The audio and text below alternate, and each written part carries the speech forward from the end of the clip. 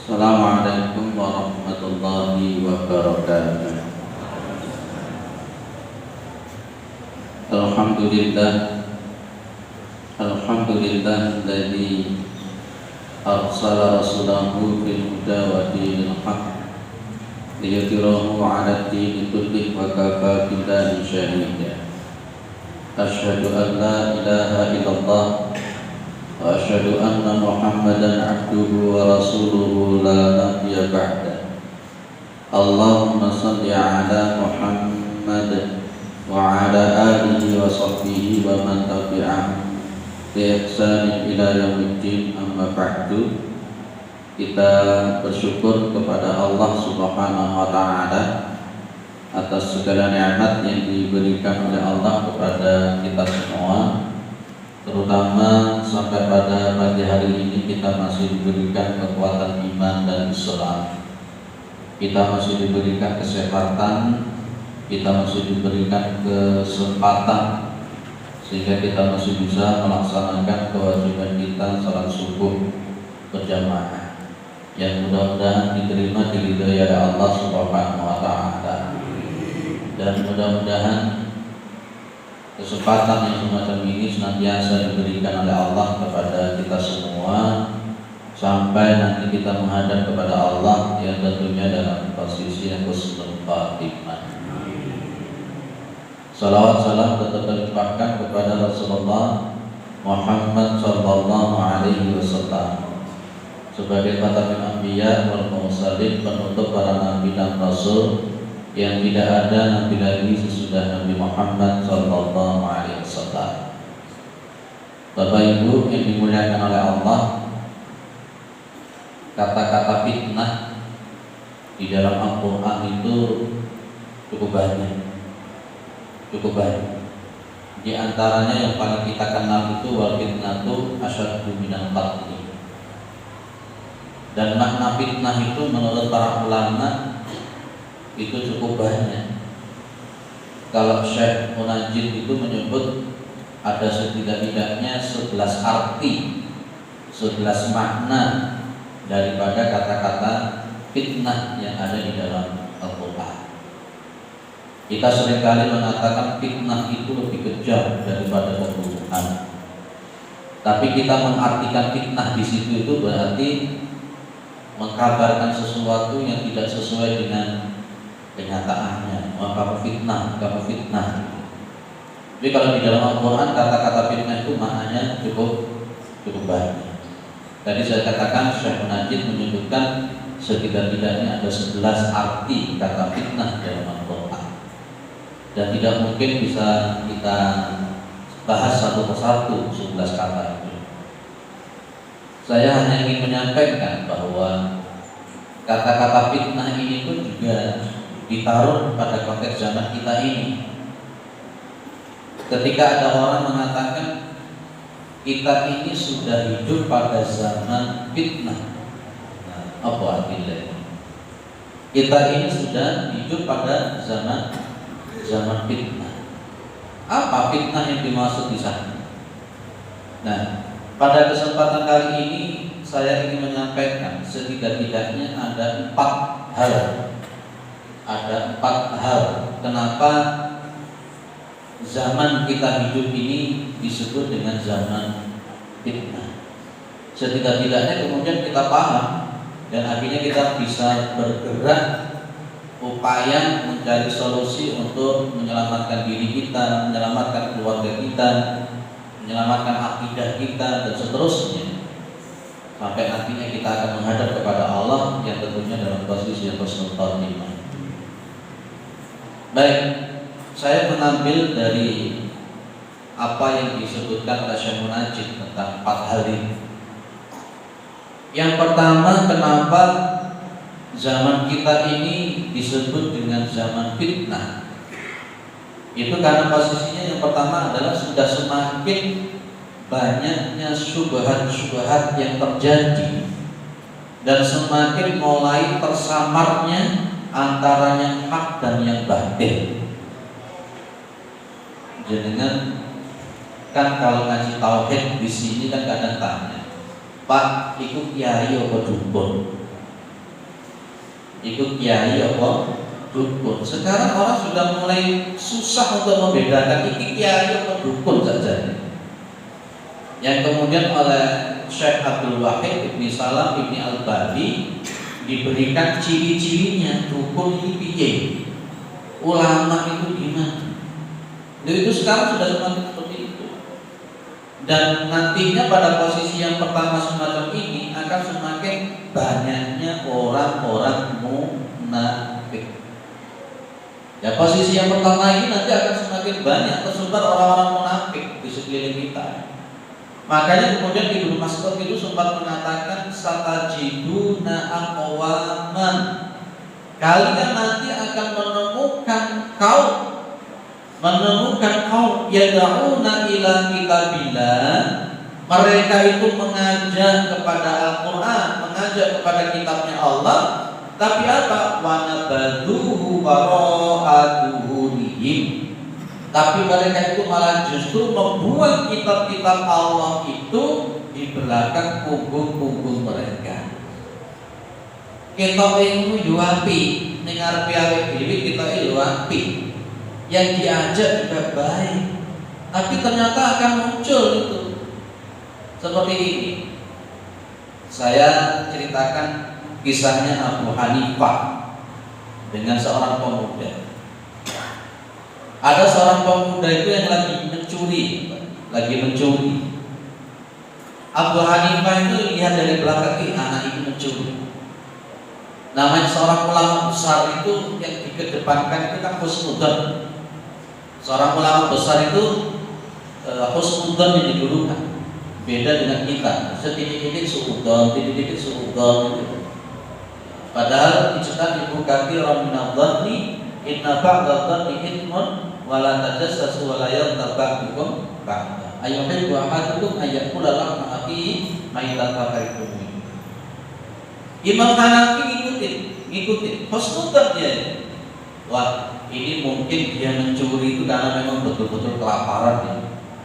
Mungkin dia ini memang betul-betul kelaparan. Dilihatin dulu sama Abu Hanifah, ditutup nih. Ternyata kemudian buah yang dia curi itu bukan untuk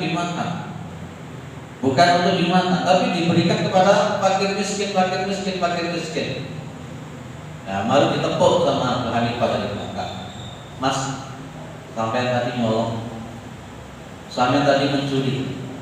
Dia bilang iya, tapi saya itu mencuri karena Allah Subhanahu Wa Taala. Saya itu mencuri karena Allah Subhanahu Wa Taala. Loh, apa maksudnya mencuri karena Allah Subhanahu Wa Taala? Kalau ada orang subhat model begini susah. Kayak seperti orang sombong terhadap orang sombong itu sedekah. Oh, jadinya sombong kayak dia itu ora bener. Tapi kemudian dia orang alim, diutik, ternyata sombong terhadap orang yang sombong itu jadi sedekah. Sedekah gimana? Dan itulah zaman fitnah itu akan muncul seperti itu. Akhirnya kemudian dia cerita sama Abu Hanifah, saya mencuri karena Allah Subhanahu Wa Taala. Hasil curian saya itu saya berikan itu kepada orang-orang fakir miskin. Saya tahu kalau orang itu berbuat dosa, dosanya itu ditulis berapa? 1. Tapi kalau orang itu bersedekah, maka sedekah itu pahalanya itu dilipat gandakan sampai 700 kali lipat. Saya ridho dikasih dosa, tapi saya juga untung karena punya pahala. Loh gini Pak Subhat model gini. Iya benar ya, apa saya ngono Pak? Banyak. Kemarin korupsi, setelah korupsi 1 miliar, dia bilang loh, yang 500.000 saya sedekahkan ke fakir miskin kok, yang 500.000 itu saya pakai, loh kan? Nanti di akhir zaman itu akan banyak semakin seperti itu. Itu yang kita sebut. Makanya Syekh Abu Utsaimin menyebut di dalam Syarah Riyadhus Shalihin, menyebut bahwa fitnah yang terbesar nanti di kalangan umat itu namanya fitnah syubhat dan fitnah syahwat. Bayo penak kok. Akhirnya Abu Hanifah itu jenenge ulama besar, jenenge wong pinter. Maru ngadepi wong sing ya pinter padha wae. Podo-podo pinter deh, tapi pinter piye gitu deh. Abu Hanifah cuma jawab begini, Mas. Abu Hanifah cuma jawab begini, Mas. Innallaha thayyibun la yaqbalu illa thayyiban. Sesungguhnya Gusti Allah itu maha baik dan tidak akan menerima dari hal yang baik-baik. Anak pemuda ini langsung gak bisa jawab.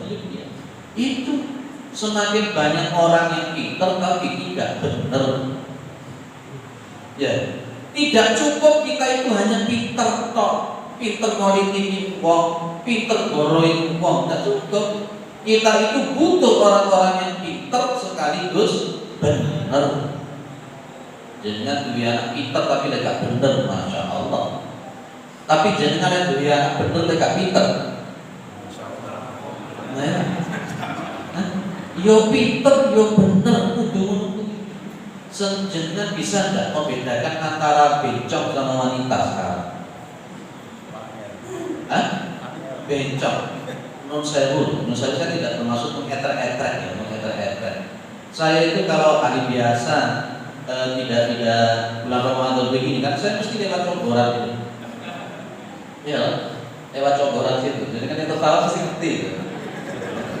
Ngerti jangan berarti jangan pernah dipanggil papar. Ya, saya mesti lihat momen. Kalau momennya pas adzan subuhnya itu agak malam. Kalau saya ke Gadang di rutin pun juga mesti lewat situ. Di situ itu ada beberapa itu mesti saya sampai hafal orang itu. Kalau dari kejauhan itu kayak ya wedok. Ya tenanan itu wedok. Jangan mau tenanan itu ya dirangkul ya dikapani. Ternyata itu ya lanang. Itulah semakin begitu. Muncul lagi kemudian pamannya di antara subhat-subhat yang muncul. Di antara subhat-subhat yang muncul. Wis gak usah jilbab. Gawe apa jilbab? Wong akhlak itu durung apik bae. Bagi orang-orang yang awam akan ikut, oh iya, aku sih durung apik. Berarti aku ora usah jilbab, aku dhisik lho. Akan semakin banyak begitu. Itulah yang kemudian digambarkan oleh Rasulullah Muhammad SAW. Durung muncul dajjal sesungguhnya. Mulai anak-anak kita menemukan dajjal yang sesungguhnya itu piye? Karena Rasulullah Muhammad SAW itu menggambarkan yang namanya dajjal, laknatullah. Nanti kalau yang dilihatkan itu air, dia sebenarnya api. Kalau yang dilihatkan itu adalah api, sebenarnya dia itu adalah air. Indraken, betul, Indraken ya. Doni Salaman. Yang ditunjukkan trading, tapi ternyata itu adalah judi loh, itu loh Pak. Semakin banyak tersamarkan.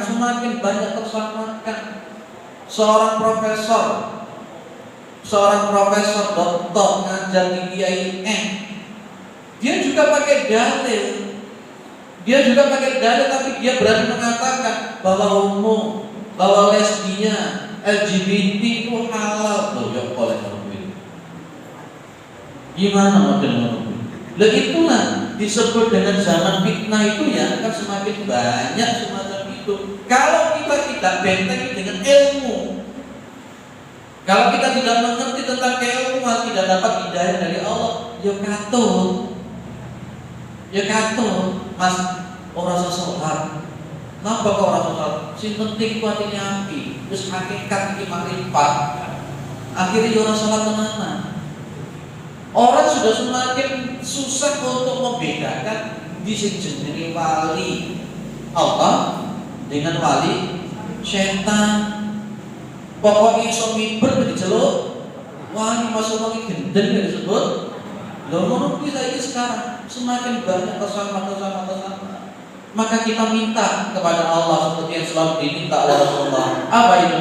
Allahumma arinal haqqa haqqa farzuqna tibaa wa arinal batila batila farzuqna tinaba. Wahai Allah, tunjukkan kepada kami yang benar itu benar. Betul-betul minta petunjuk kepada Allah itu loh benar. Dan minta kepada Allah supaya bisa melakukan yang benar itu. Wa arinal batila batila farzuqna tinaba.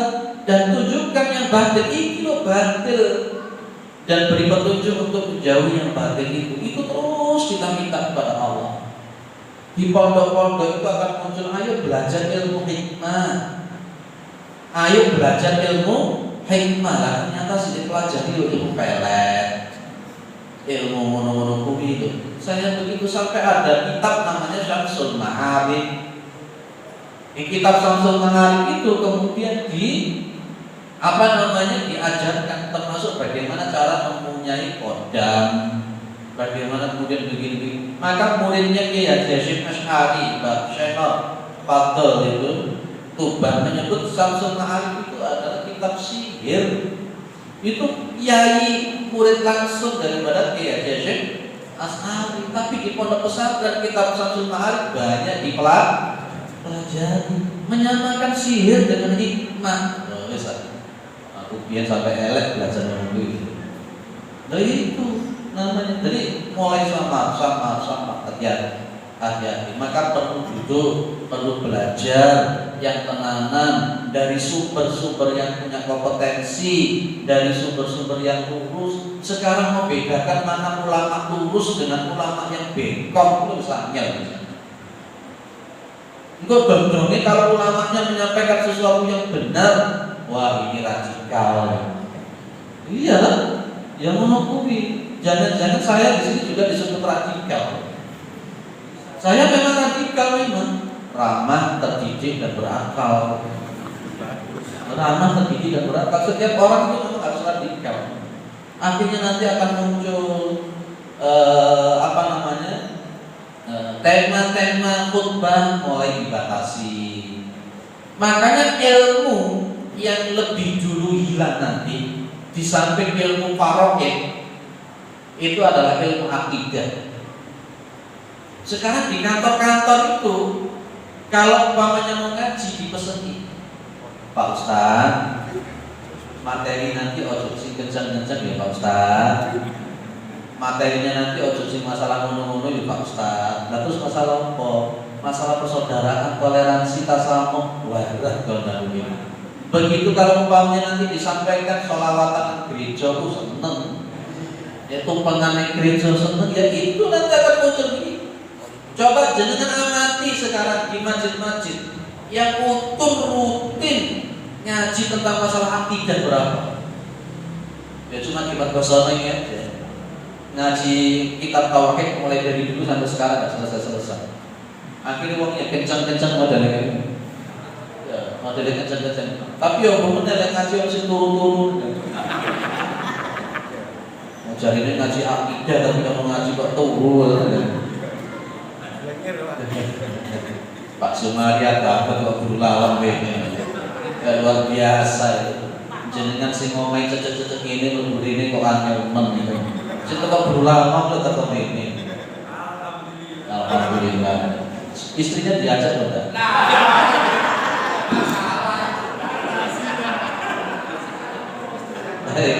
Itu yang pertama. Wes Pak. Jenengan jarang ngantuk. Ngaji kuwanceng yo kenceng, tapi sekali-kali ben ono guyune titik ora apa-apa ya. Baik, yang pertama apa? Kenapa kita itu disebut dengan zaman fitnah? Karena semakin banyak syubhat-syubhat, semakin banyak bersama-sama antara hak dan yang batil. Muncul pertanyaan dari saya, jenengan bisa membedakan hak dan yang batil sampai berapa persen? Sampai berapa persen? Sesuatu yang dianggap benar ternyata diluwetkan salah. Kayak contoh siapa? Khawarij. Tahu kan namanya Khawarij? Wah luar biasa. Itu Nabi Muhammad sampai mengatakan wa idza laqitum faqatiluhum, kalau kamu ketemu dengan mereka perangi mereka. Ibnu Abbas itu pas ketika mau diskusi, mau debat, itu kan orang-orang Khawarij itu mau diperangi oleh sahabat Ali bin Abi Thalib. Ya. Ibnu Abbas minta izin untuk berdebat, berdiskusi dengan orang-orang Khawarij. Ibnu Abbas bilang, saya itu tidak pernah menemukan kaum seperti mana ini. Wajahnya pucat-pucat.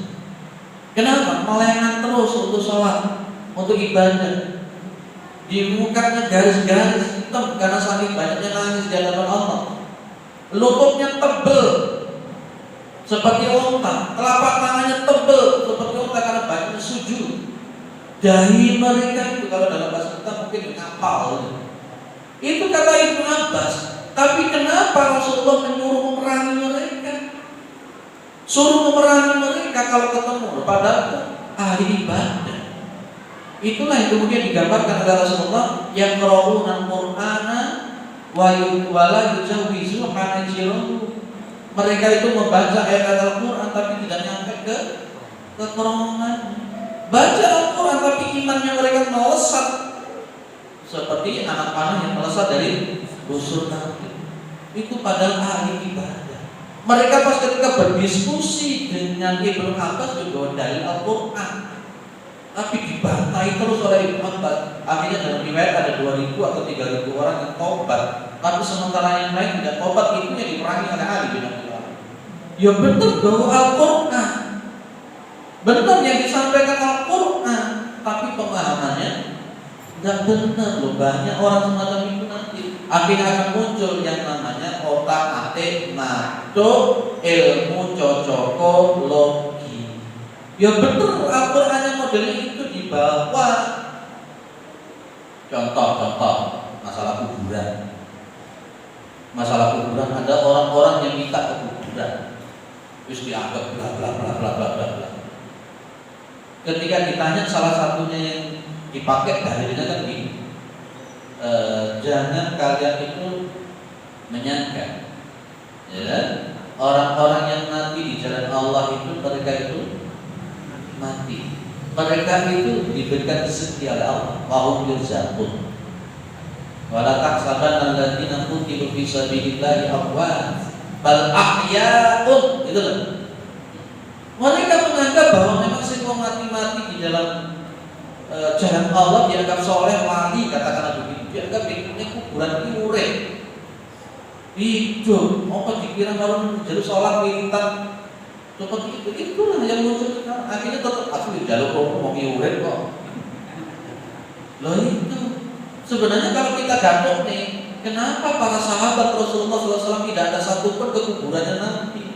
Kalau mereka meyakini bahwa Nabi Muhammad di dalam kuburan masih hidup, kenapa mereka tidak lari-lari nangis-nangis di kuburannya Nabi? Tidak, karena memang dipahami oleh sahabat begitu. Loh itu loh Pak, zaman semakin edan, tapi ojo diterusnya sih kaget dan orang kumanan. Jangan diteruskan. Itu clear ya? Baik. Yang nomor 2, kenapa sih zaman kita hidup ini disebut dengan zaman fitnah? Karena kesyirikan dan kekufuran itu semakin merajalela. Sesuatu yang memang nyata-nyata syirik lah kok disebut dengan kearifan lokal ini piye? Terus beres ngomong, resiko saya tidak diundang lagi lah.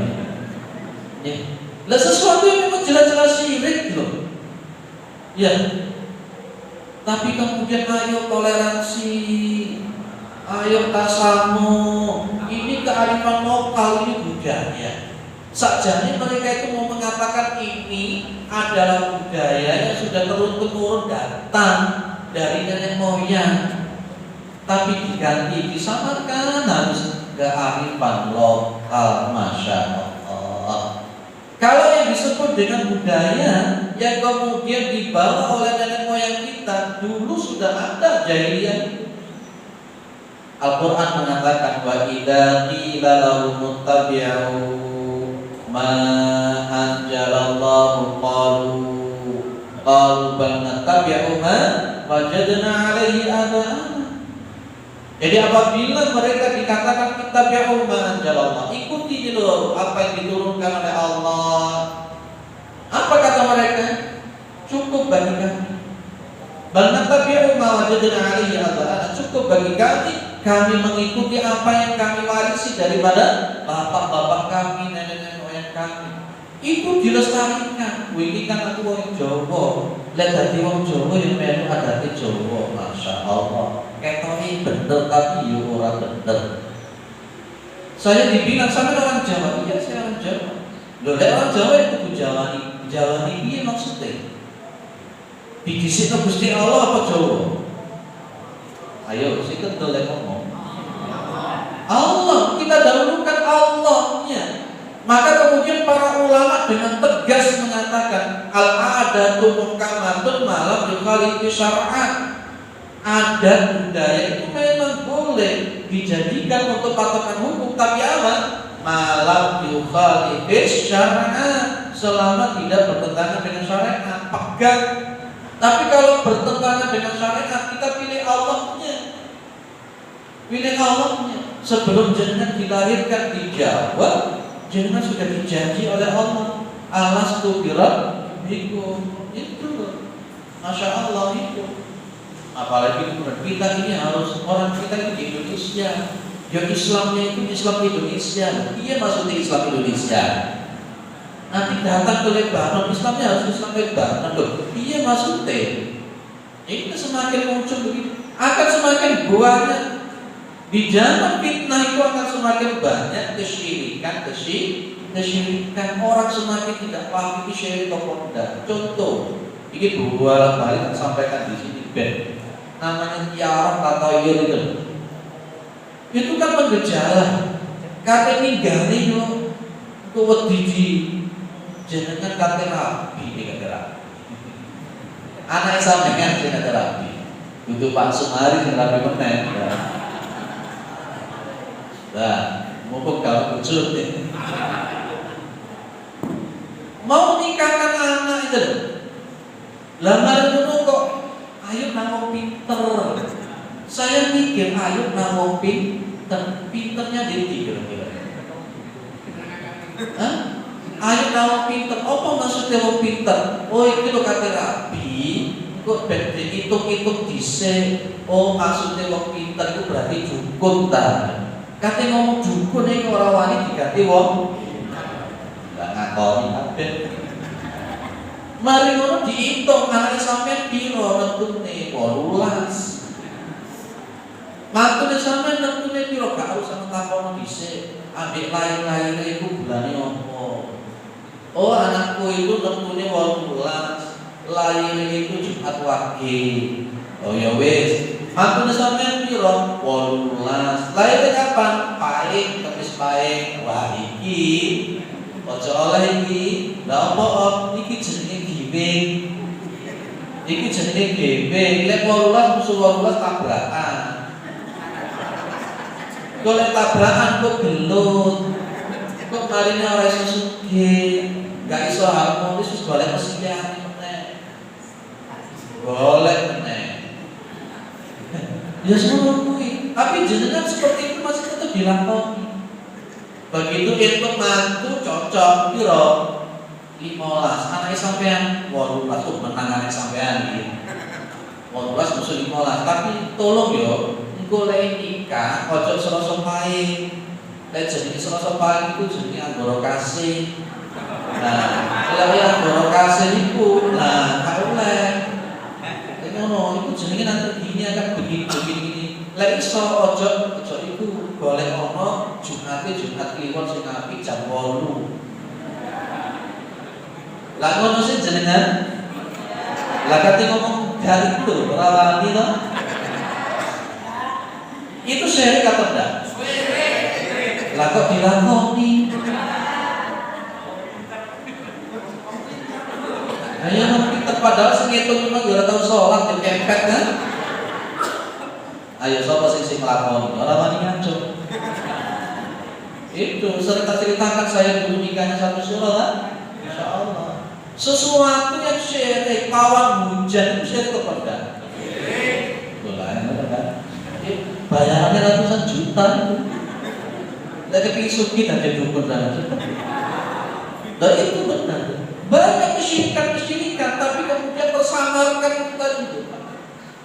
Wong jenengan percaya sama paranormal, percaya karo dukun takon, salate 40 hari sudah tidak diterima. Man ata arafan au kain fasa'alahu an syai' fasaddaqa bima yaqul lam tuqbal salatu arba'ina yawma. Nah itu artinya jenengan mulai kemarin yang percaya menunggu berapa puluh kali sholat yang tidak diterima oleh Allah. Jenengan nyunatno anake malu takon aku pinter jahene. Diitung sholatnya jenengan gak diterima 40 hari. Apa sih tidak melakukan sampai hari ini? Bukan jauh-jauh ini surat Al-Mustaqim kita ambil. Pak aku kok dipuji no warga. Lah milih Gusti Allah warga. Memang Rasulullah sudah menyebut kalau qabid al jamr nanti akan memegang barang api panas kayak dicekel yo kepanasan, lek dicune. Syirik lho, milih syirik apa milih tauhid? Wani jenengan. Jamaah pergosono gak ada yang melakukan semua. Insya Allah ini. Aku biyen di konco. Lek di konco aku janjian terus ngomong insya Allah, tapi harus tahu teko. Nah itu hati-hati. Wala taqulanna li syai'in inni fa'ilun dzalika ghadan illa ayyasha Allah. Tuh. Baik, nomor loro. Semester 6 sampai jam berapa bahasa? Sampai jam. Orang umum ini. Ya Allah. Guyon. Tekan ngantuk. Jadi senden cuma ujung mandu. Baik, nomor 2. Kenapa disebut dengan zaman fitnah? Karena semakin banyak tersebar kesyirikan, kemusyrikan, kekufuran. Orang semakin tidak lebih. Lah saya kemarin pas ketika mau ngisi kajian di Arjo Minahun, anak-anak remaja tanggung kue nak bal-balan di pinggir lapangan ada rokokan cedak lanjut ambil mobil teh gelas itu. Saya mikir inilah zaman fitnah. Semakin tak risih melakukan kemaksiatan, kekufuran, kesyirikan tidak risih. Betul sekarang itu. Aduh ya Allah, anak-anak kita nanti kayak apa? Anak-anak kita nanti sempat tinggal kita itu kayak ngopo. Zaman sekarang kita hidup itu sudah kayak ini. Lah saiki pondok pesantren itu kayak ngopo arek nakal-nakal tok. Ayo limon, anaknya ganti apa namanya? Ganti pondok lo kan? Nakal, akhir nanti di pondok dua arek nakal-nakal tok gimana? Ya sekarang jadi begitu loh sekarang. Masya Allah, la ilaha illallah. Di pondok mau jadi nakal, apa tidak? Dari pondok kan. Ono kiai merkosa santri 14 sampai petang kabeh. Lo teman-teman itu di Bandung ya? Di Bandung, dan dia itu mau dihukum mati. Pas ketika mau dihukum mati lah kok dibelani. Katanya itu tidak sesuai dengan hak asasi manusia. Loh ya PNI jawab, ketika 14 orang itu sudah hamil semua, memang mereka hamil semua mereka. Melahirkan anak semua, lah terus nanti anak-anak ini piye? Apakah tidak lebih daripada pelanggaran HAM yang sesungguhnya? Dihukum mati tidak oleh, loh ya apa? Dan jadi itu dipancung, koruptor itu dipancung. Ini lihat, Masya Allah. Lihat, gila belajar politik. Nomor 3. Kenapa kita itu disebut dengan zaman fitnah? Karena nanti kita itu akan semakin menghadapi ujian dan musibah. Akan semakin banyak ujian yang menimpa kita. Ahasiban nasu ayyutraku ayyaqulu amanna wa hum la yuftanun. Apakah manusia itu mereka itu akan dibiarkan begitu saja sementara mereka mengatakan saya beriman, kemudian mereka itu tidak diuji oleh Allah Subhanahu wa taala. Disebut dengan zaman fitnah di antaranya orang-orang yang berpegang kepada kebenaran itu akan semakin mendapatkan ujian yang berat. Ya. Kalau nanti hidup jenengan itu pada zaman fitnah seperti sekarang dan jenengan itu berpegang teguh kepada Al-Quran dan Sunnah, maka ujian yang menimpa jenengan pun juga akan semakin berat. Siap-siap saja. Ibaratnya nanti pohon pring, pohon bambu, semakin kuat jenengan berpegang kepada Al-Quran dan Sunnah, akan semakin dikuyok-kuyok, akan semakin dikriminalisasi, akan semakin ditaklid namanya. Ada talqib, ada taklid. Kalau kita semakin berpegang teguh kepada kebenaran akan ditalqib. Talqib itu diberikan gelar. Gelar lakop. Gelarnya apa? Wih, boten titik kowe radikal. Apa? PKC. Lah, itu termasuk dikasih PKC dan sebagainya.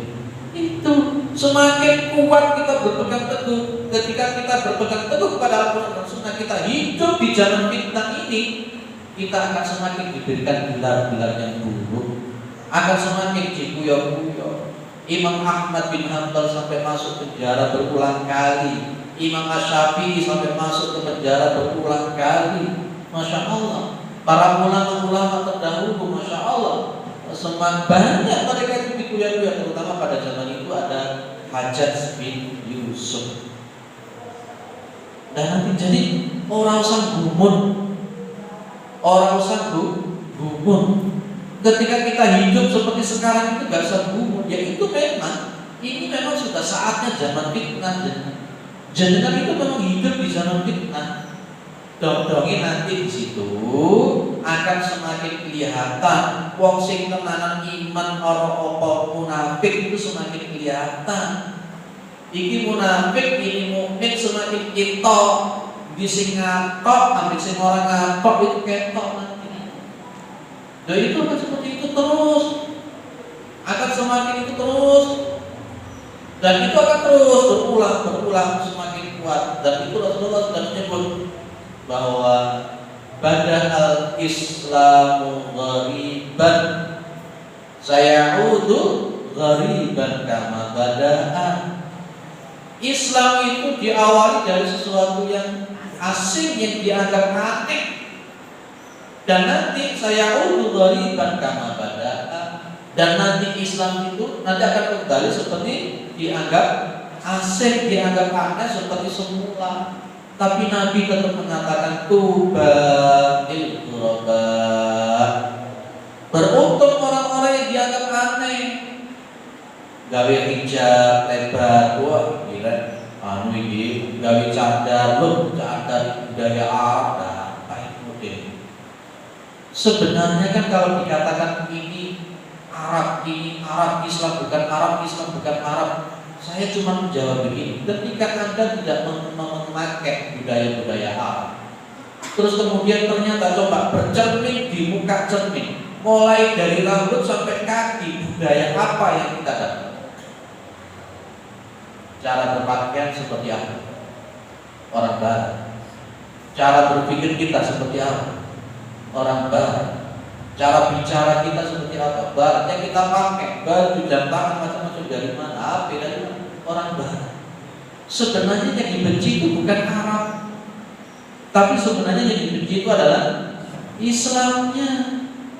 Jangan sampai jangan bilang itu Arab itu penjajah. Londo itu yang penjajah.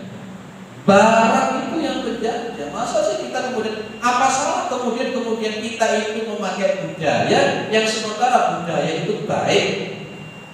Wong mereka saja memakai budaya-budaya Barat, gak ada yang berkoar-koar, ya kan? Tapi kenapa pas ketika kita menggunakan budaya Arab yang baik, kalau menurut mereka itu disebut budaya, kenapa tidak berkoar? Kenapa malah berkoar-koar? Seharusnya kan seimbang. Mana budaya Indonesia yang sesungguhnya kan begitu seharusnya. Sebenarnya bukan benci Arabnya, tapi benci Islam. Itulah yang saya ingat dengan hadisnya Nabi Muhammad SAW. Yushiku bikumul umam antada'a alaikum kama tada'a al-aqlata ila qas'atiha. Hampir nanti semua umat itu akan bersatu. Antada'a alaikum kama antada'a al-aqlata ila qas'atiha. Qas'ah itu kan semacam mangkok piring. Jadi semua umat akan menghantam umat Islam. Semua umat bersatu, bersekutu seperti perang Ahzab itu untuk menghancurkan Islam.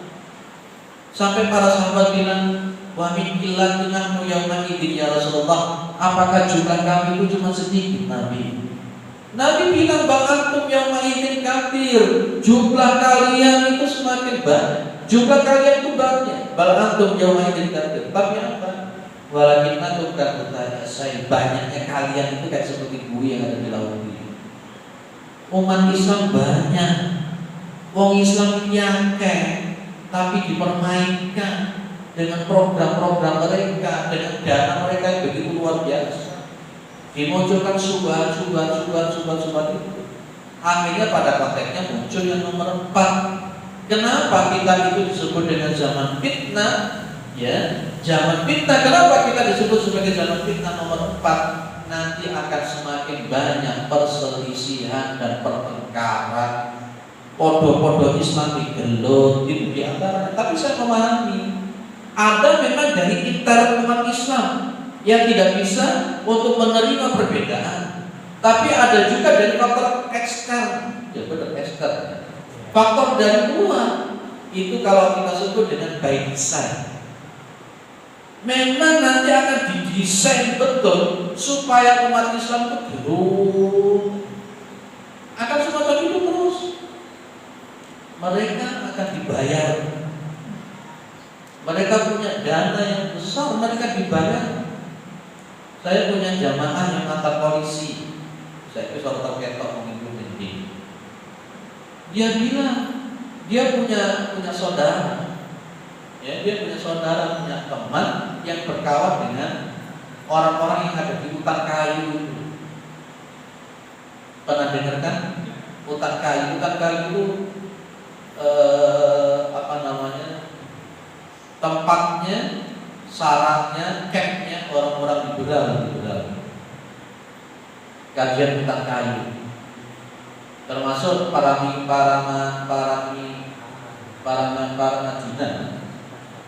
Itu termasuk ada kajian para Madinah yang didukung oleh dulu Pak yang sudah meninggal, tidak saya sebut kata dia sudah meninggal. Itu kenal dengan orang yang liberal yang seringkali memberikan kekacauan dengan statement-statement yang seperti statement yang mungkin pernah kita dengar. Dia bilang Gusti Allah wa Batman wa Superman, sama seperti itu juga. Dia juga tidak percaya dengan dikumpulkannya tongkat itu kemudian lautan bisa terbelah. Dia tidak percaya. Ada sebagian orang pas ketika ditanya sana itu bahwa Jomono, sana itu ya Islam, sana itu ya Islam, sana mau Jomono jadi Islam untuk gue. Jawabannya, kalau saya itu masih butuh duit, saya masih butuh uang. Nanti kalau uang saya sudah cukup, saya akan tobat berhenti. Artinya ada by design. Nanti akan ada muncul oknum-oknum yang memberikan itu statement-statement untuk supaya negara ini kacau, supaya umat Islam ini kacau. Nanti pas ketika umat Islam sudah dipecah belah, enak sudah natanya. Coba jenengan amati. Itu nantinya kemudian muncul ulama su seperti Bal'am bin Ba'urah itu. Dulu pernah saya sampaikan ini kan, Rasulullah menyebut ulama syabun nasi min tahti hadis sana wa min indihim takhruju al-fitnah. Ulama-ulamanya umat Islam itu adalah sejelek-jeleknya manusia yang hidup di bawah kolong langit ini. Wa min indihim takhruju al-fitnah. Justru dari ulama-ulama tersebut akan muncul fitnah-fitnah. Mereka diambil, diberikan uang, dikasih beasiswa belajar Islam. Tapi belajar Islamnya bukan di Arab, belajar Islamnya di Amerika, belajar Islamnya di Inggris, belajar Islamnya di Portugis. Pulang mereka jadi orientalis. Mereka dapat uang setiap bulan, digaji. Dari itu muncul begitu. Akhirnya muncul kekacauan. Jenengan paham Ahmadiyah itu yang membuat siapa? Inggris. Ahmadiyah. Jenengan paham yang membuat Syiah itu siapa? Yahudi. Jenengan tahu siapa yang membentuk Ikarus Sunnah yang ada di Indonesia? Orang Jerman, bule, kafir. Jenengan tahu siapa yang membentuk agama Bahai? Itu orang-orang Yahudi di India, sinkretisme. Jadi yang membentuk itu adalah orang-orang luar, orang-orang kafir menciptakan agama sempalan di Indonesia. Siapa yang menciptakan Islam sejati di Indonesia itu Jawa itu? Siapa yang menciptakan Darmo Gandul yang ada di Indonesia itu? Semuanya itu by design yang banyak. Kita yang tidak mengerti ilmunya, yo melu. Dikit-dikit wis sing penting tirakat, atine wis apik, wis ora usah akeh maca Quran. Kok malah salah paham kalau Al-Quran dadi kafir, kafirnya awake dhewe. Ono selawatan model-model to. Lah itu clear wis mari gak usah kakek aku ngomong mulai saat berapa menit kita bisa cukup. Ayo dialog diskusi, mungkin ada yang mau menambahkan. Kalau tidak ada ya alhamdulillah, kalau berarti tidak ada berarti 100% masuk paham tentang kenapa disebut dengan zaman fitnah. Jadi kan sekarang hidup di zaman fitnah. Ayo dijogo awake dhewe, ayo dijogo keluarganya awake dhewe, ayo dijogo anak-anak, karena semakin mereka dewasa itu berarti kejelekan zaman ini pun juga semakin parah. Nanti kita mati kita tidak tahu anak-anak kita kalau mau rapuh, dan kita sendiri pun yang sekarang duduk di sini tidak tahu nanti jadi husnul khotimah atau tidak.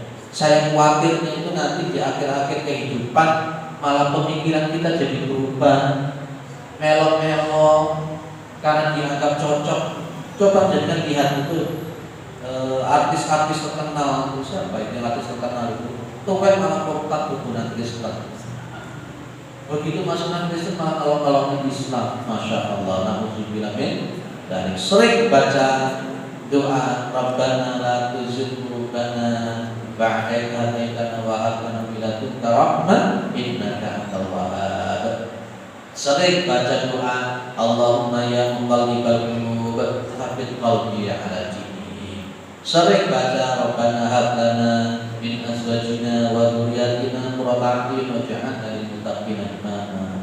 Sering baca doa ini bukan dari Nabi tapi bagus. Allahumma inna nas'aluka salamatan fid din wa 'afiyatan fil jazaa wa ziyadatan fil 'ilmi wa barakatan fil rizqi wa taubatan qabla al-maut wa rahmatan 'indal maut wa maghfiratan ba'dal maut. Silakan.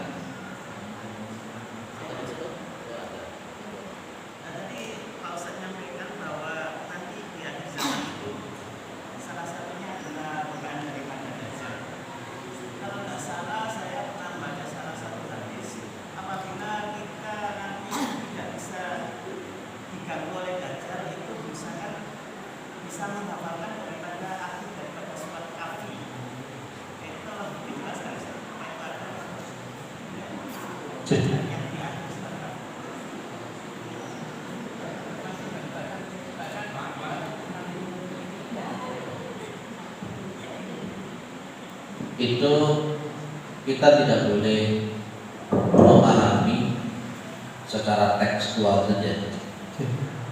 Akhirnya mari ngono orang sinau, orang belajar, gak memperdalam akidah.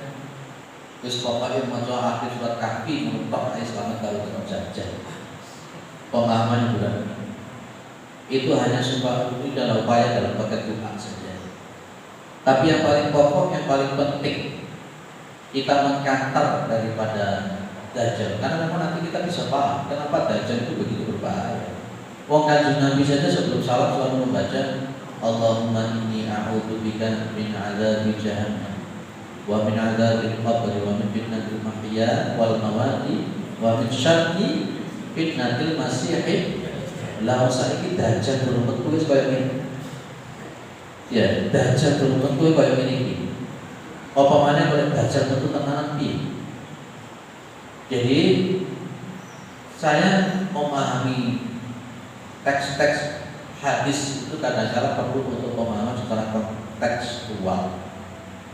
Oke lah, kita umpamanya kalau memang hadis itu sahih, kita terima hadis itu, ya, kita terima hadis itu, kita membaca akhir-akhir surat Kahfi, dan itu sebagai sebuah bentuk doa, bukan sebagai bentuk jaminan kita selamat dari dajalan. Yang wong yang tahu sholat, tapi begitu mau akhir surat Al-Kahfi, orang madu. Orangnya tidak ngerti apa itu syirik. Orang itu tidak ngerti apa itu masalah akidah, tapi begitu neter baca surat Al-Kahfi, orang madu. Itu saya memahami secara kontekstual semacam ini. Jadi yang dimaksud adalah Rasulullah adalah bagaimana kita membaca akhir-akhir surah Kahfi itu dan kemudian kita belajar bagaimana sebenarnya dajjal yang sesungguhnya, dan kemudian kita berikhtiar untuk bisa menghindari daripada fitnah-fitnah semacam itu. Ya semacam ini ikhtiar yang kita lakukan. Ini seperti ini kan diantara ikhtiar yang kita lakukan supaya akidah kita semakin kuat, pemahamannya semakin kuat, gitu. Baik, ada yang lain? Gimana? Bapak, bisa mungkin kolmik bisa. Terima kasih. Perlu diketahui Pak Ustadz ya, di negara kita itu kan demokrasi di mana mayoritas yang menang.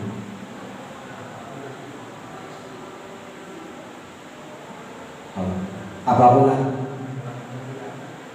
dalam pemilihan itu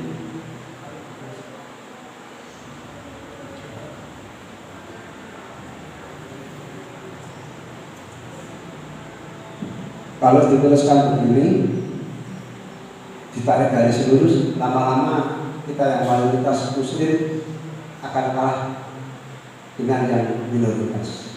Tapi di balik itu di Inggris sendiri perkembangan Islam luar biasa. Tapi kita tidak jauh-jauh di negara sendiri ini, kalau memang itu terjadi tidak sesuai undang-undang, akan dilakukan pemilihan, ada perpanjangan, bukan perpendekan. Lalu sikap kita itu harus bagaimana selaku yang mayoritas? Terima kasih. Salah politik. Berarti yang ditanyakan itu tentang perpanjangan periode kepemimpinan. Yang ditanyakan itu. Terus sikap kita gimana? Kalau saya begini Pak, bahwa sebenarnya yang sudah diputuskan oleh pemerintah yang asli, termasuk Undang-Undang Dasar 45 yang sudah didok itu kan sampai hari ini itu kan sebenarnya kan cukup 2 periode. Yang itu yang kita ambil, itu yang sah sesuai dengan hukum perundang-undangan. Ketika memang mohon maaf untuk masuk sampai kepada konteks yang 3 periode, itu kan oknum-oknum yang pengen seperti itu, bukan pemerintah yang sesuai dengan undang-undang. Saya tidak akan menyebut siapa nama itu, kita paham. Ya kita selaku umat Islam ya, kalau dalam bahasanya itu darul ahdi wa syahadah. Kita sama pemimpin ulil amri kita tetap. Kita sama ulil amri yang sah itu tetap. Dan Rasulullah Muhammad SAW juga menyebutkan kita wajib untuk mendukung pemerintah yang sah. Tetap itu posisinya tetap. Lah justru di sini kan ada adinu an-nasihah, termasuk di situ ada di'aimatil muslim. Kalau saya tetap ya sesuai dengan undang-undang. Pemerintah itu tidak hanya pada konteks pemerintahan yang sekarang. Sebelumnya juga ada pemerintah, termasuk pada konteks Piagam Jakarta semacam itu dan seterusnya. Kalau memang 2 periode, ya wes 2 periode. Sebenarnya 3 periode itu kan karena ada unsur-unsur tertentu. Yang kemarin para mahasiswa turun ke jalan itu untuk semacam itu. Saya sebagai orang Islam bukan menentangnya pemerintah yang sah, bukan, tapi ingin meluruskan kembali ini undang-undang yang sesungguhnya itu saja. BSPT.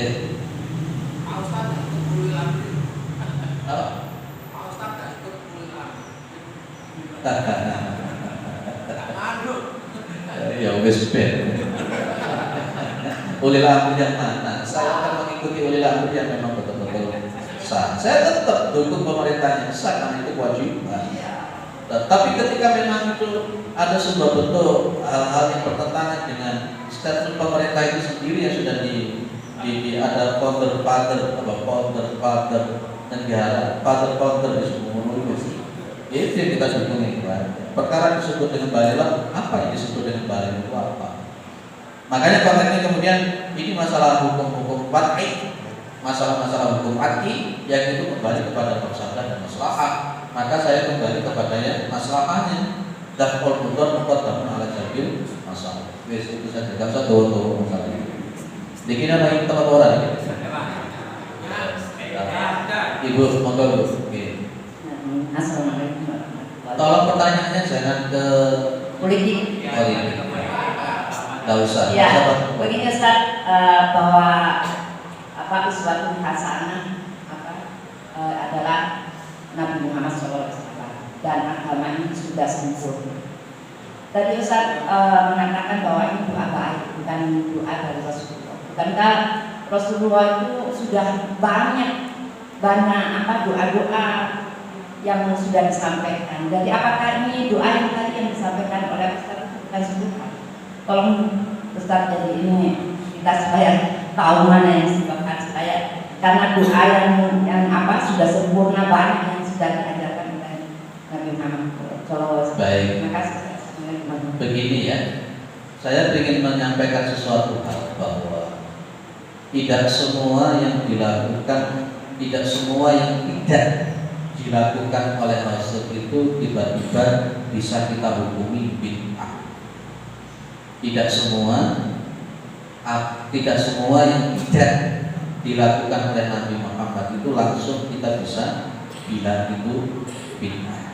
Harus kita melihat koordinat. Contoh, Utsman bin Affan mengadakan adzan 2 kali, adzan Jumat 2 kali. Apakah Utsman mengadakan bid'ah? Bukan. Ya. Kemudian Utsman bin Affan juga mengumpulkan yang namanya mushaf menjadi satu mushaf. Itu tidak pernah dilakukan oleh Rasulullah, apakah itu juga bid'ah? Dan kemudian tidak ada pada masa Rasulullah itu ilmu nahwu, ilmu soroh, ilmu mantik, ilmu balaghah, ulumul Quran, ulumul hadis, tidak ada. Apakah itu kemudian seperti Syekh Sibaweh yang ahli ilmu nahwu itu disebut ahli bid'ah? Tidak bisa. Nah, pas kita ini berdoa dengan satu doa, pas ketika memang doa itu sesuai dengan standar yang disebutkan oleh Al-Quran, standar yang dikeluarkan oleh Sunnah, bedanya kan kita memakai seperti ini.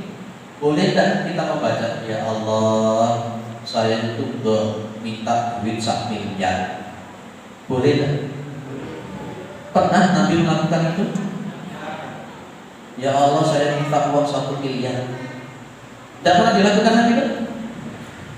Kenapa? Apakah itu langsung kita mengatakan itu bid'ah? Kebetulan saya berdoa semacam itu memakai bahasa Arab. Kebetulan saya memakai bahasa Arab. Tidak semua bahasa Arab itu kemudian langsung, wah ini kok doanya betul-betul kanjeng Nabi bid'ah. Tidak boleh kita langsung seperti itu. Saya memakai doa semacam itu bisa saja kemudian kita pakai bahasa Indonesia. Kalau umpamanya saya tadi menggunakan bahasa Indonesia, bid'ah atau tidak? Ya. Maka di situ ada koordinat tertentu dan kemudian kita menggabungkan. Contoh lagi, pernah tidak Rasulullah Muhammad SAW itu menggabungkan 2 iktitah dalam salat?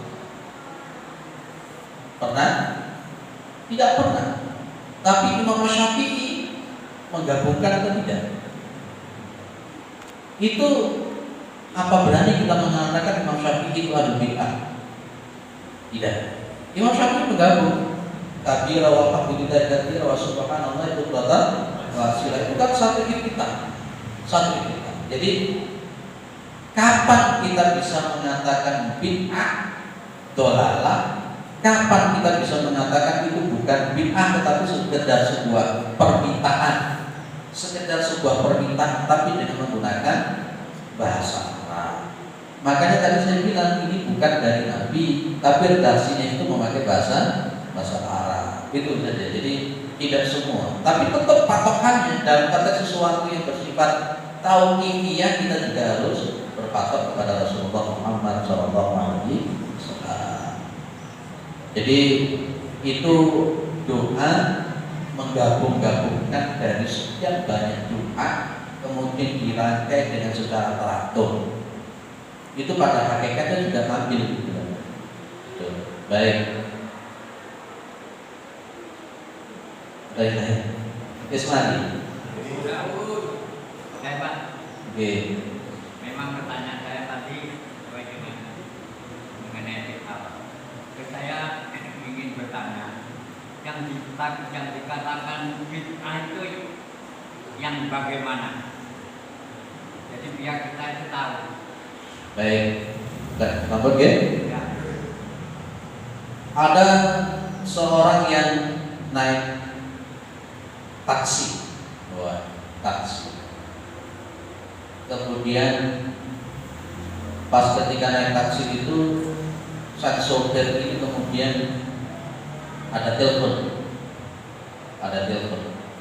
dia ngangkat HP. Begitu dia ngangkat HP, orang ini langsung hadir bid'ah, dolal, bid'ah, dolal. Dan setiap kali mau melakukan harus bid'ah, ini bid'ah. Akhirnya kemudian saya suruh taksi, cek, sama keluar saja dari taksi. Taksi ini juga bid'ah. Taksi ini juga bid'ah. Benar kan? Jadi bid'atun itu kan sebuah bentuk masdar dari kata-kata bada'ah. Dulu kita pernah belajar namanya badi'un. Di Asmaul Husna itu ada sifat Allah namanya badi'. Makanya biasanya jenengan itu nanti kiritan kadang-kadang ada saudara-saudara kita yang kiritan itu ya badi. Itu tuh gimana maksudnya begitu ya? Bada'ah itu artinya mengadakan sesuatu yang sebelumnya tidak ada contohnya.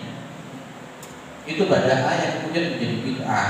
Sehingga secara bahasa namanya bid'ah itu sesuatu yang dilakukan yang sebelumnya tidak ada contohnya sama sekali. Itu secara bahasa linguistik namanya bid'ah. Jadi kan pakai celana itu bid'ah. Jadi kan pakai apa namanya? Naik sepeda, HP itu bid'ah semua. Jangan pakai karpet bid'ah semua. Itu bid'ah. Tapi di dalam kaidah usul fikih yang disebut dengan bid'ah itu bukan itu masalahnya, bukan itu. Ya, maka yang dimaksud konteksnya bid'ah itu adalah bid'ah yang berkenaan dengan masalah ibadah. Makanya kemudian para ulama memberikan patokan al-aslu fil ibadati at-tahrim. Hukum asal daripada melakukan peribadatan itu hukumnya haram. Atau di dalam kaidah yang lain disebutkan al-aslu fil ibadati atau hukum asal daripada melakukan ibadah itu adalah menunggu dalil yang orang. Nah, itu peribadatan. Jangan sholat 5 waktu.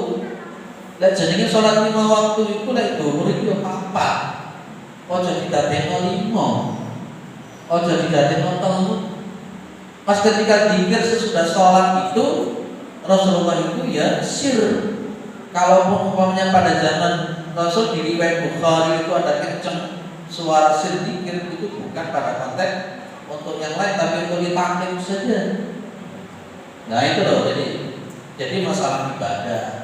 Jadi masalah ibadah, kalau selain ibadah itu namanya bukan bid'ah. Kalau dikatakan kalau tidak bisa membagi antara duniawi dan ibadah itu, wah kita hidup ya susah. Bingung kita itu kalau ini bid'ah, ini bid'ah.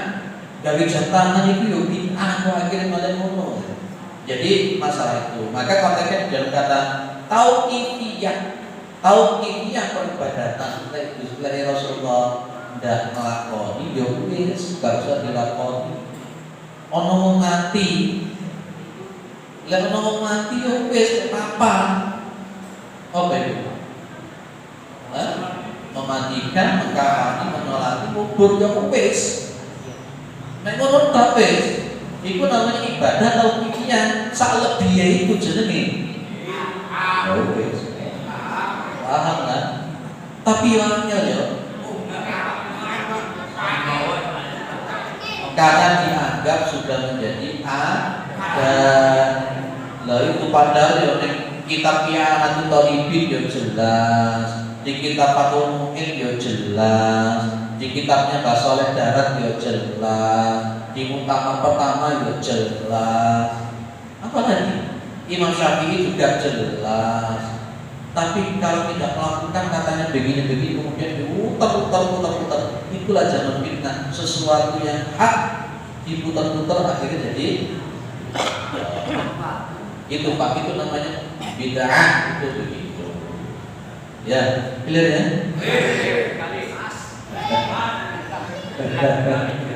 Masih pertemuan satu kali lagi nanti subuh.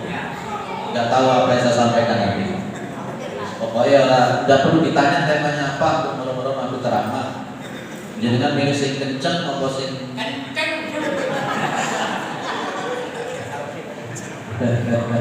ngaji sing ya wes, pokoknya aku lagi umpamanya di kelompok ngaji masalah politik wes, ada pertanyaan masalah politik saya no dulu sebentar. Jadi kemaslahatan dulu, bukan berarti tidak mau.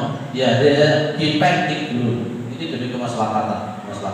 Apalagi kemudian kajian itu kemudian mengolok-olok pada konteks pemerintahan yang sah, kita pending dulu. Ya, kita belajar tauhid yang kuat, belajar tauhid yang kencang, dan nanti Pak Insya Allah kalau tauhid itu kuat nanti akan nyampe kepada sesuatu hal yang lain. Makanya di sini di Mergosono ini anggar ngaji kok mesti yang saya kaitkan tauhid.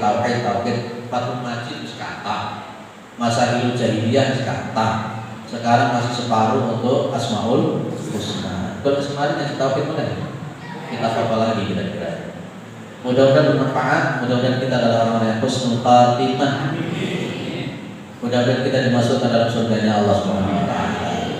Mudah-mudahan anak kita, keturunan kita semuanya adalah ahli Al-Qur'an, ahli kebaikan, anak-anak keturunan yang saleh dan salehah. Keluarga kita juga keluarga yang sakinah mawaddah warahmah. Mudah-mudahan umur kita diberkahi oleh Allah, rezeki kita dilancarkan diberkahi oleh Allah. Dan mudah-mudahan negara kita NKRI, negara Republik Indonesia kita ini adalah negara yang baldatun thayyibun wa rahmatun. Subhanakallahumma wa bihamdika asyhadu an la ilaha illa anta astaghfiruka wa atubu ilaik. Assalamualaikum warahmatullahi wabarakatuh.